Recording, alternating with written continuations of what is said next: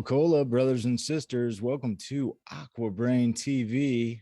On this show, we chat tiny homes with John Dalton. Coming to us from Western Washington, you can find John on panikedhippy.com. That's panikedhippy.com.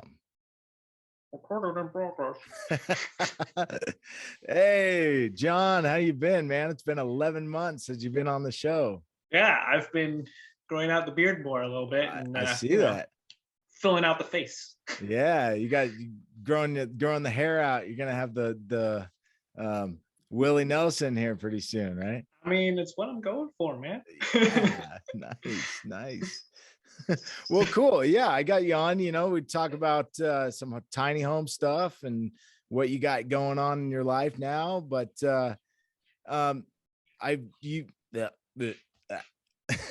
Exactly. We're off to a good start. Yeah. Woo, AquaBrain. All right, so you're panikedhippy.com. Yes. And you also have a YouTube channel, Panicked Hippy. Mm-hmm. And on your website, you put out an article on tiny houses. And then you just recently also did an interview with Hannah Rose Crabtree about some stuff. Can you just give me the broad strokes, or give us the broad strokes of the article, and that, don't give too much away, just. No, for sure. But yeah, with the article that I wrote up, it was basically 3 considerations to take before you go into the tiny house journey, around basically like what the heck are you actually getting into, and what is it that you should be looking into early on to make sure, like, can I do this, and which direction is good for me? Like, should I go on wheels? Should I do a foundation? Should I try and build it myself? I did that. It's a thing. Would you recommend it? No, no, I would not. Only if you are like a professional construction person and have built houses several times over and are comfortable with building houses, then yeah, go ahead, build it yourself. You probably know quite a few people that could help you out in building it. Yeah, I was gonna say your network, right? You gotta have it. Yes. Yeah, that's if you're gonna try and build it yourself, you gotta have a network on like who's gonna help you with plumbing, who's gonna help you with electrical, what kind of like heating are you gonna be doing. Like, yeah, there's a few people that you gotta consult before getting into this tiny house realm. And you got to make sure either you have the connections or you know a company that can help you like on this tiny house project, because not everybody's going to help you out on a tiny house build. It can be risky. There's gray areas. There's a whole legal mess around tiny houses. I bet. So, yeah. But yeah, that's kind of the article on the website. Gives you the at least 3 big considerations to look into before you get into going the tiny house route. And then with the interview, Hannah Rose Crabtree, so she's the owner of Pocket Mansions, which is a tiny house company as well. She's built, I think, 2 or 3 other tiny houses for other people. Wow. And she has her own. And she, I think, there might be one of the houses that's still open for rental to like do Airbnb through. And then she also hosts like an entire class on like the nitty gritty hardcore details of like, this is the air exchanger you need to use, or this is what's going to happen if you do something with your plumbing and stuff like that. Like, she goes into the hardcore nitty gritty, answers every little question that you could possibly have about tiny houses, and Sounds tells you super helpful. Yeah, the legal implications, everything like that. She has that hosted over at pocketmansions.com. But in the interview I had with her, we go into a little bit of that, her backstory, and what it is that she sees tiny houses being as like a thing within society at this point. Because tiny houses, since, I mean, the legal definition is still kind of gray everywhere. Yeah. You don't like, is this really a sustainable, like, affordable housing option for people? Should we be doing like the tiny house homeless communities, or is there other options? Like, that's what we go into in that interview. So. Okay. Yeah. I mean, I'm not going to say I'm not going to say if it was in my neighborhood, if it was in another county, because that could raise some issues. But I noticed some people drive. I drive around a lot for my job, so we'll just leave it at that. But I noticed somebody was building on a gooseneck, like a really long. I was like, man, that's going to actually be like decent floor space. That seems to be. Does that seem to be kind of like the up and coming thing for people that are doing the tiny houses? Like building on trailers or building that big? Oh, the gooseneck trailer. So the gooseneck trailer, that's been around for a while. Initially in the Okay. tiny house movement, it was like smaller, and like mine's 20 feet, Okay. 20 feet long, 8.5 feet wide. And that's like the standard. That's like your base model kind of a thing. Gotcha. And I have been living in it for 3 years now, and I think it was for the last 1.5 to 2 years. I was living in it with my partner and 3 cats. Oh, wow. And we found out like this. There's a cat jumping everywhere right now, but there's 2 more of them doing the same thing in a tiny house. But clearly, this behind me right now, I'm not in my tiny house. Yeah, so, I was gonna ask. Yeah, we've transitioned a little bit because, like what you say with the gooseneck, this huge trailer and stuff. What we found out in the kind of 1.5, 2 years is that for us, my size of tiny house was too small. For 2 people and 3 cats. For 2 people, 3 cats, and all of the stuff that we were trying to do. Because I mean, I'm doing Panic Tippy, which is I'm getting into a lot of like crafting things, and Kai, my partner, is doing a lot of crafting things as well. So we had a lot of equipment, and there was cooking things we were wanting to do. So we had cooking equipment and things like that, and it took up a lot of space real quick. And then there was a whole commute thing going on with the work that Kai was doing, and so figured out we're going to move back to an apartment for now, and then kind of build into the next phase of what we're doing, which still includes tiny houses, but as of right now, not living full time in there, and that is becoming more of like my studio space. And then in the next couple of months, it will actually be a rental for people to come out to. It's funny. I was talking to a lady yesterday. My daughter is doing some, like, I call it homeschooling. I'm homeschooling her, but she's a preschooler. So we basically just write, I'm working on her alphabet. She's gotcha. Yeah. Thank you, Costco. There's a great, not affiliated with the show at all. But anyway, I at this thing, and it was the first time. It was like a play meetup day or whatever, park day, and my daughter's running around with the kids and everything, and I'm talking to this lady, and she lives in a tiny home. Like, they have 2 kids, and her husband live in this tiny home, and I can't remember how big she said it was. But we were talking, and this is kind of a roundabout way, but I'm like, having a B&B, Airbnb tiny home would be a great idea for if somebody was trying to convince their significant other, their partner, or whatever, to live, like, potentially go that route. Man, doing a weekend in it, you might find out real quick. This is, this is think about it this way too. That's minus all your crap. Yeah, no, it's funny. In the article I wrote on my website, one of the first ones is like, can you handle a small space? Right. And like the first thing I suggest is like, don't spend a weekend in a tiny house. Spend a week. Because when you live in a tiny house, you're going to be living there full time. It's not a vacation. It's your house. Right. So it's like, get down like to some place to where it's like you can just like live there for a week and understand what it is like to not just be there on a weekend and be like, ooh, this is just fun, and be like, no, this is going to be like a 5-7 day, maybe a 10-day stretch of being in this tiny house to be really like, oh God, what is this like? Because after it's like the honeymoon period, that like a 2-day weekend. It's like you're still like in Oh, that was great. romance with Yeah. everything. Yeah, But it's like if you exactly. go beyond that, once you get past the honeymoon period, it's like, Sure. huh, okay, this is kind of a small space, and I don't Yeah. like, where do I put everything? But I But think yeah. I think having a tiny home on some property somewhere, if you can afford to do that or whatever, work up that, as a vacation destination, I think that's a great idea.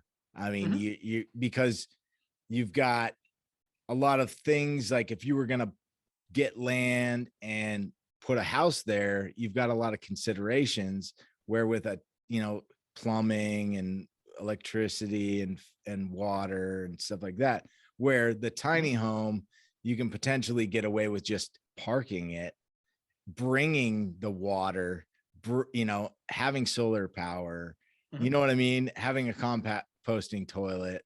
Yeah. Um, I think it's a great option. And I love the idea of the rental. I've Yeah. found now, Mhm. correct me if I'm wrong here, but I've found that people that live in a tiny home, it's a couple year deal. And then it's like, okay, that was nice. That was Yeah. a No, no, nice. no, for real. It's a thing in the tiny house world where it is like you live in it for I've seen it to where it's like around 4 years is Okay. almost the average. I mean, I made it 3 basically. Yeah. But I mean, I'm not selling the house. I'm not getting rid of the house. Right. It's still going to be mine. I'm still going to be using it for like work purposes and other things, Yeah. Great along with asset. renting it out. And Great yeah, asset. um, so we're still utilizing it. We're just not utilizing it full time. And that's kind of the thing you see within the tiny house world is like around the 4-year mark, people start to kind of fade out of full-time tiny house living. Because I mean, really what it is partly is to help you save money, to like build Yeah. up, to get that mortgage started on the foundation house. Mhm. And like if you're starting a family within a tiny house, like yeah, sure, you can have like a couple of babies in a tiny house, that might be all right. But it's like the second you Yeah. get into like the older kids in the tiny house and Right. there's more than one, oh Yeah. my god, get a house, dude. Like, don't. It's crazy, man. Right. Save yourself the torment. Yeah, no, Um, you will go insane. so what would you say the general budget would you put? Have you found that there's a like a minimum, like you got to have this amount of money to really make a decent tiny home that's going to be worth your time in the end? For me, $40,000. That's a base starting point. You can go lower than that depending on how like integrated you want stuff. Do you want a full plumbing system? Do you want a full electrical system? Yeah. If you don't want either of those, yeah, you can get it for under $40,000. But if you want full electric, full plumbing, and then whatever little add-ons, you're talking 40,000 and up. And then are you building it yourself, or are you going to be going through a tiny house company that has built these before? Because certain tiny house companies, you can get up to the $100,000 range pretty quick, Wow. especially if you want all of like your household amenities Sure. like you would in an apartment or a standard house. Like that racks up real quick. Yeah. Um, but yeah, at a minimum 40,000 is what you're going to be talking about. Okay. Well, I mean, that's good to know, because people thinking that they're going to get, get in, buy an old RV and then turn it into a tiny home. It's like you got, the walls are not for plywood, in an Mm-mm. RV. They're for a little tiny thin piece of, it doesn't weigh very much. So it's like, Exactly. Yeah, you know, RVs are all about lightweight. I mean, the property we were on, so it's a multi-family property. So there's our tiny house, 3 RVs, a yurt, and there was a bus, but oh the bus wow. has transitioned out. Um, but yeah, I love the yurt idea, by the way. I just the gotta yurt say the that. yurt was pretty cool. I was about it. Like, I mean, this guy's yurt is like 30-foot diameter, so it's a pretty decent size. And he's got a wood stove in the middle of it, so it can Yeah. keep it pretty warm. But when I was looking at the walls, I'm like, oh man, this is literally just like a canvas sheet, and then like the woodwork for the yurt. That's it. Uh, That's your wall. yeah. Like, done. And I was like, oh, that might get chilly. Like, that seems like a yeah. lot of open to the elements type, like you're in a tent. Well, I think So there's different kinds, because I mean, I know at the yes. ski resort that I go to, they actually have one back on the backside, and it's like a little restaurant kind of chill space. And so I know that there's yurts designed for winter Yes, living, because I know that now, of course, your price point goes up, obviously. exactly. Um, but But so so county restrictions. Now, this I know is a big one, and I know it's something that you've dealt with mhm, personally, or at least city. I don't know if it was a county thing, if it was a city thing, or it might have it's a been little both. both, but Yeah. yeah. Um, not to try, we're not giving advice, and we're not doing any of that. We're not Right. suggesting this, but out of curiosity, are there ways to skirt around certain things? To not I'm not advocating breaking the law, but are there things that you've found that are kind of overlooked, or anything like that? So that's the whole thing with tiny houses. The original purpose of a tiny house was to kind of skirt the county building code. And Like tax probably stuff, right? Like, around, yes, some of that stuff, because your house isn't attached to the ground. So if the house isn't attached to the ground, it doesn't fall onto any like municipality because they own the land. right, Basically, just they regulate the licensing, land. Yeah, essentially. licensing, taxing, any kind of permitting, anything like that. Like once you're on a trailer, you're out of that, Is it considered because a trailer with a load or something? Is it like, it's considered an RV. okay, That's so you'll start to fall into like RVIA, which is the RV regulations. gotcha. Um, but with tiny houses, since they're built like houses, there's been a whole big push to get them more regulated Mm. within a standard building code, Ah, because you'll end up with a lot of shoddy builders, like sure. random DIYers that don't know what the hell they're doing and like Right. messing things up and not building to structural code and things You like don't that. want that falling apart on the freeway. Exactly. You You don't want don't. that. You really don't. My house You doesn't fall don't, apart on the and no one highway. else does. Yeah, Right. like you got to know how to do this right, and that was the thing early on with the tiny houses too, was like you would hear about tiny houses that literally like ripped off of their trailer and fell onto the side of the road because they Gosh. weren't tied down properly. Yeah, Like that's this was stuff that was happening. And so yeah, we're trying to get tiny houses to actually be a little regulated, at least, so there is yeah. some kind of definition of like, this is what you need to do because this is what you're building and this is Right. what you need to build for. um, So so if you're gonna there, build one, ladies and gentlemen, please, brothers and sisters, do your research. do your Oh, research, talk to a do it right. professional, Yeah, do it right. please. Yeah. Yeah, like there are so many professionals that have built tiny houses at this point. I know Yeah. so many people in construction that have built tiny houses innumerably on trailers. They know what they're doing. Yeah. You can find them anywhere. There's Right. lots of people doing this. Reach out to Panicked Hippie. He'll help you out. He'll point you in the right Yes. direction. No, please don't. No.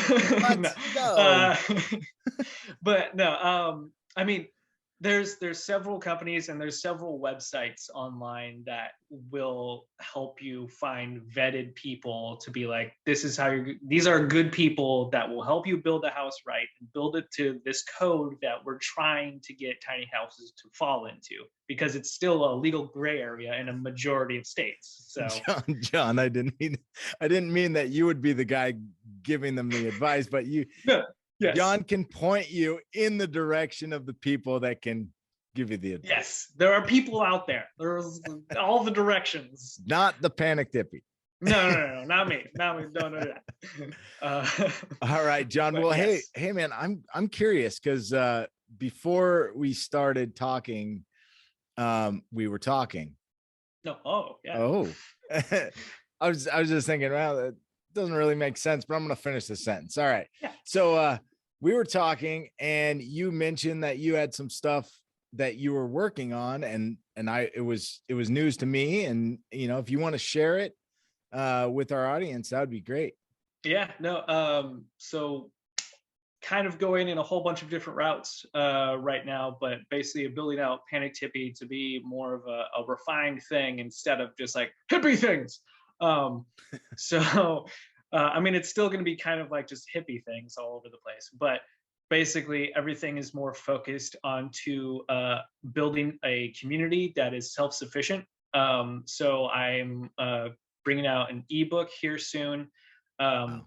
there's Awesome. the I'm going to be well, we're going to have the tiny house rental, obviously, so that people can get comfortable with, like, if they want to start living in a small space, or Very if it cool. is like they want to build an accessory dwelling unit within their like neighborhood or whatever, they Yeah. understand like space considerations. Come check out the tiny house for a weekend or a week and see what size of things and whatnot, so you can get an Well, understanding of what to bring back. you could even hide little things around. So like if they open a drawer, I mean, this is just like an example, but if they open a drawer, it'd be like, hey, drawer people, or what.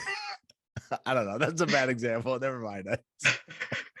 No, it's all good. But yeah, that's basically what it is. Is like the tiny house would be a rental to kind of showcase tiny living as well, and so you can try it out and see if you actually want to like promote that and bring that back to your own community. Yeah, I love that. Um, and then the ebook is kind of covering different ways for you to minimize waste and grow your own stuff, things like that.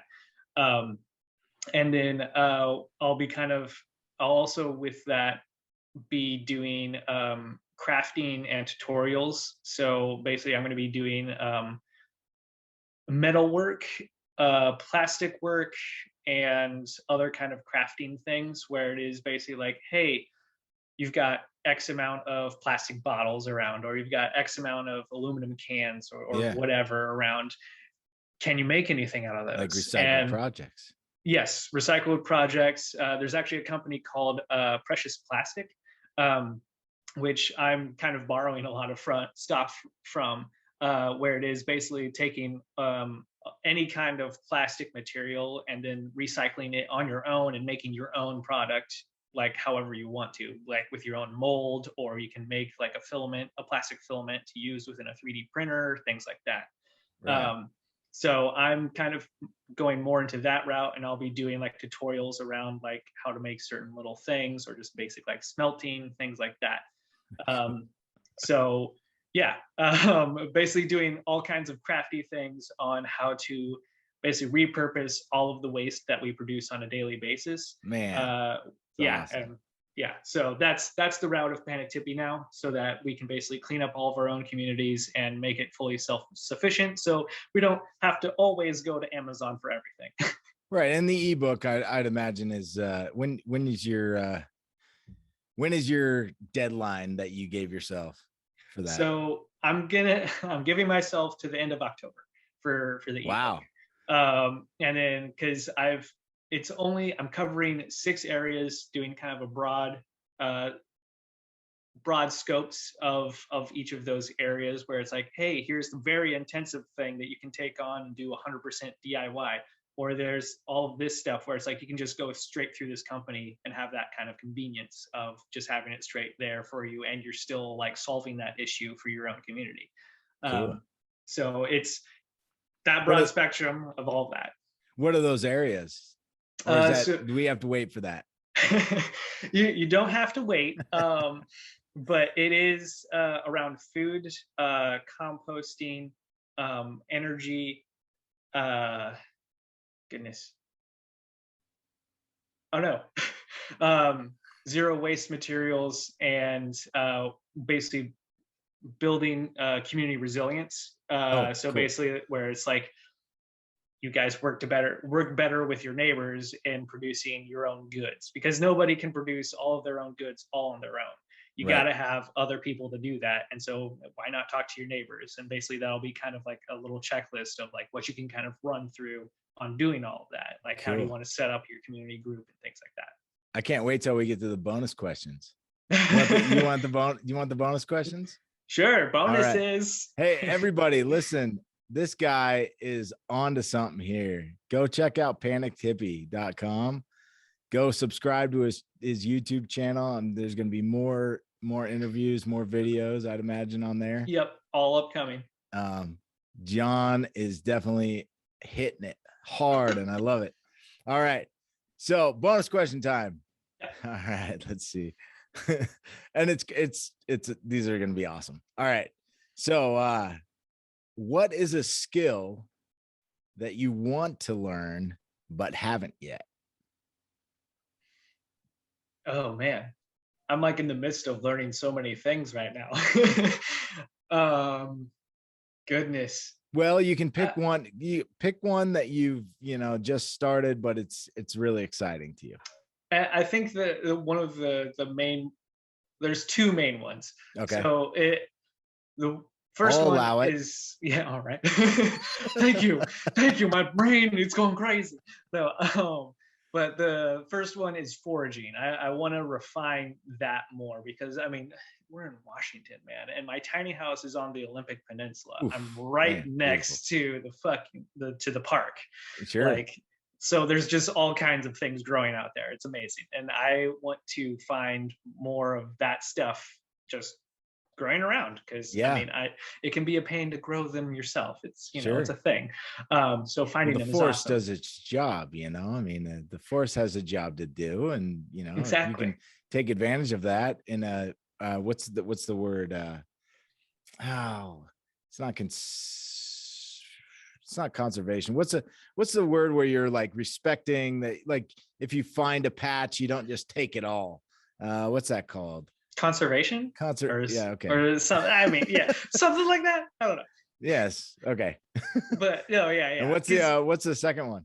the second one is I'm very excited to get into smelting, doing Oh, essentially like blacksmithing, essentially. okay. All right. Yeah, because That's awesome. there's a whole lot of things with this realm of like making your own stuff where it's like micro manufacturing has Yeah. gotten to such a level where it's just like you can make anything, and if you've got like the recycled materials you can smelt down things to your raw materials so you can just make Wow. anything. Like Wow. it's crazy. And so it's like I've been getting into this a whole lot and it's really awesome.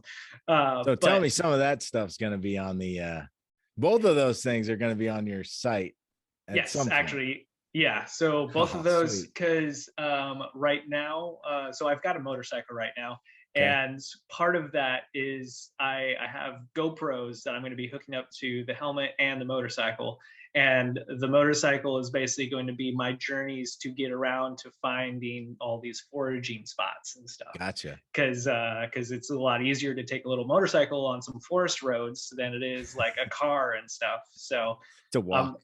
yeah, I mean, but yeah, so I'm going to be riding around doing the foraging and then at the same time doing tutorials around like smelting recycled goods and turning them into usable objects to either replace or fix things that you've got. So Man, this is awesome, John.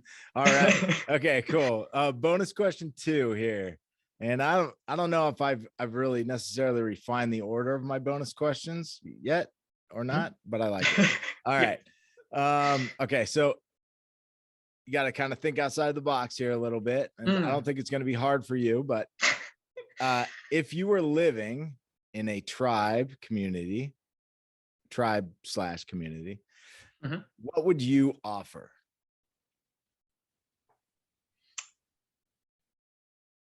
Ideas. The idea No, man.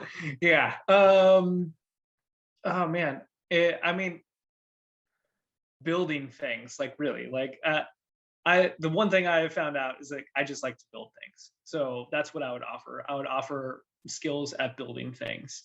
Nice, nice, nice. Perfect. All right. So what key components would you expect other members of your tribe to contribute? First off, medical. Like, Key, right? Key. yeah, make sure you stay alive. That's for sure. Like Um, straight up like medical in the sense of like an all-encompassing medical, not necessarily well, allopathic medicine, but like, I and mean, yeah. I'm not saying anything about that. So But no, like, like I mean, for real, it's like your medic response or like first basic first aid. wilderness first aid. Yeah. Like at the Trauma. minimums, somebody that knows that. Like if I Yeah. break my arm, hopefully there's somebody around to help me out Right. and Yeah. like Like get that trauma, going. like a Yeah, trauma. yeah. Like that's the kind of medical I'm talking about is like emergency response or like just knowing how to handle sicknesses. Like what kind of herbs or medications do you need to help you get through a certain sickness? Cool. That's key number one in my tribe. I want that. And then yeah, number two would probably be somebody that knows how to grow plants within the area, that knows like the seasons and how to grow seasonally so that you have food year round kind of thing. You don't be like, oh, I really hope that this corn lasts all year and you don't grow enough or it just dies too early or something like that. Like Yeah. somebody that knows planting and planting within that region because the regions are different everywhere. Sure. The And zones. then, yeah, zones. You got to know them. And then my last person that I would probably want in there.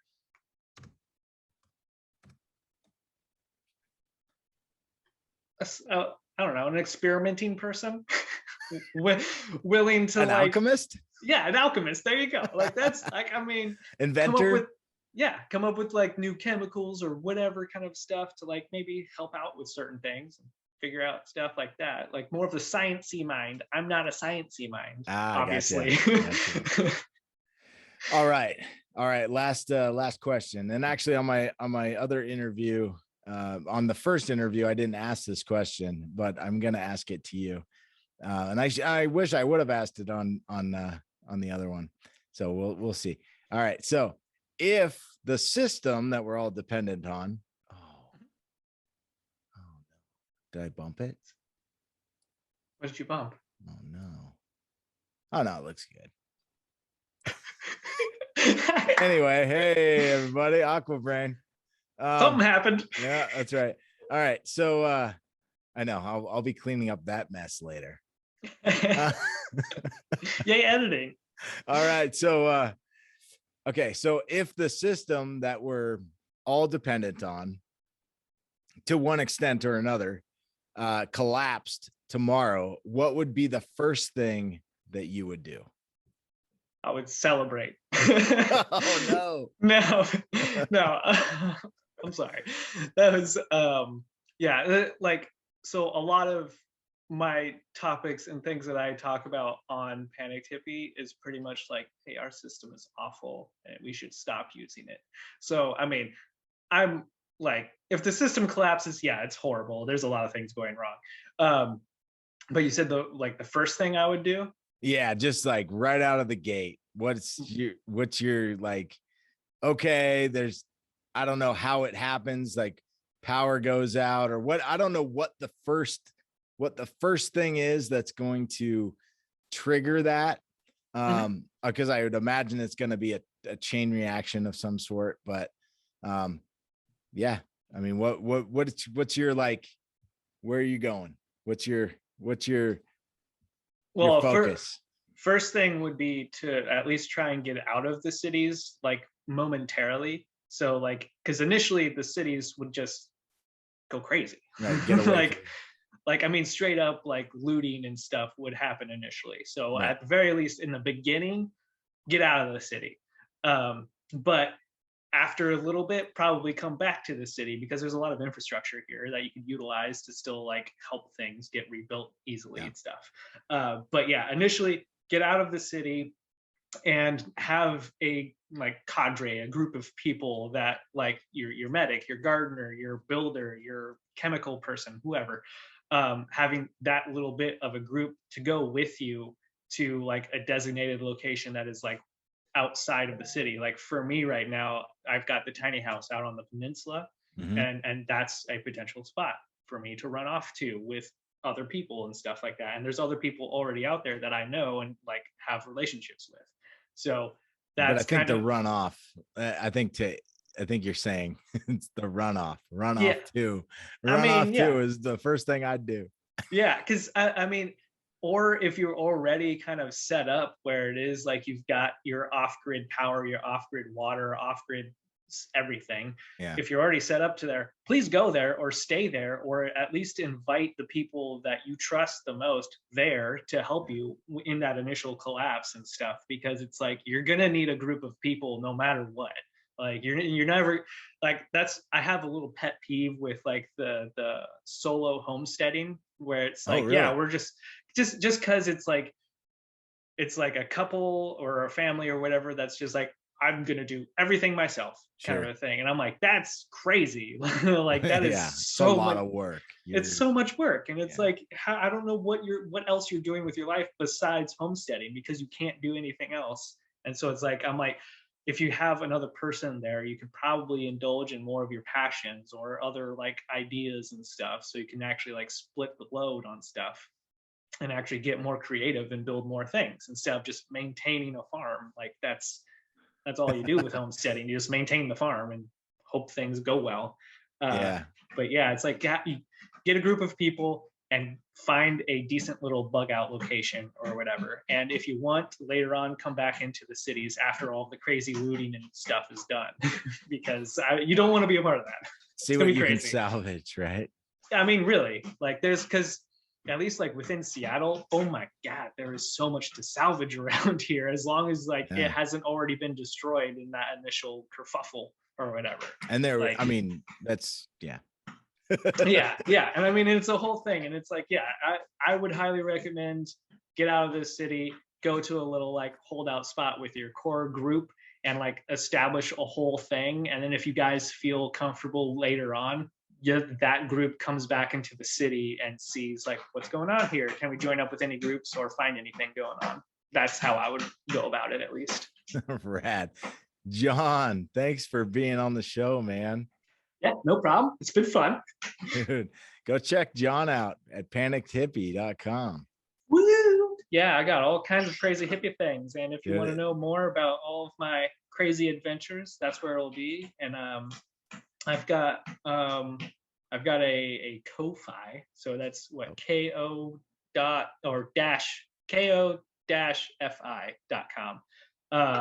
Where it's kind of like a Patreon, but basically, is that like a new thing? It's so that's kind of like, I'll be releasing select content where it's for members only, essentially. Gotcha. Okay. Or if you can do just a one-time donation, you don't have to do like a reoccurring monthly membership or anything like that. If you only have enough to just do a one-off donation, that's totally fine. You'll still get access, at least for, I think it's 30 days, to all of the pay for content that I'm creating. So how is that up and going, or is that is up and going? And there's a link on my website, like right off on the homepage. There's a thing on the right that's like, here's the Ko-Fi page if you want to go and check out all the other things. So awesome. Well, everybody go check that out. Thanks for being on the show, John. Yeah, no problem. It's been a pleasure. Thanks for joining us on AquaBrain TV. Subscribe to John, subscribe to us, and here's a video you might like.